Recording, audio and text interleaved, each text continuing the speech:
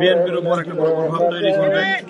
বিএনপির সকল নেতা কর্মীরা সবশেষে বেগম জিয়ার প্রতি তাদের একটা অগাধ শ্রদ্ধা ভালোবাসা ছিল, যার কারণে তারাও অনেক সময় সহনশীলতা অবলম্বন করে চলতেন।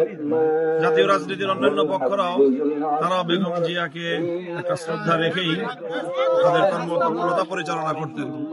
সেই জায়গা থেকে একটা বড় অপূরণীয় শূন্যতার সৃষ্টি হলো। এরপর আমরা আশা করি যে আমরা তার এই শূন্যতাকে আমরা সকলে মিলে পূরণ করার চেষ্টা করব। আমরা যেন আগামী বাংলাদেশটাকে এভাবে গড়তে পারি। আমি বহু আগে থেকেই বলি যে জুলাইয়ের অংশীজনদের মধ্যে এত দ্রুতই মুখোমুখি কোনো সংঘাতমূলক পরিস্থিতি সৃষ্টি হওয়াটা কাম্য নয়।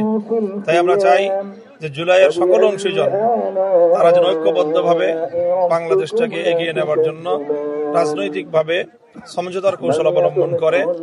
এটা আমার অব্যাহত বক্তব্য। আমি আবার নতুন করে বিএনপি, জামাত ইসলাম সহ সকলের প্রতি আমার সেই আহ্বান আমি আবারও জানাচ্ছি যে বেগম জিয়ার অবর্তমানে বিশেষ করে নতুন আরেকটি যে ক্রাইসিস এবং শূন্যতার সৃষ্টি হলো, সেই ক্ষেত্রে দেশকে রক্ষা করার জন্য, আধিপত্যবাদ থেকে এবং দেশের ষড়যন্ত্রকে মোকাবেলা করার জন্য জাতীয় ঐক্যের অনেক বেশি প্রয়োজন এখন।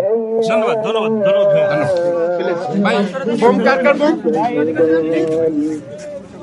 আর কার ভাই এটা কার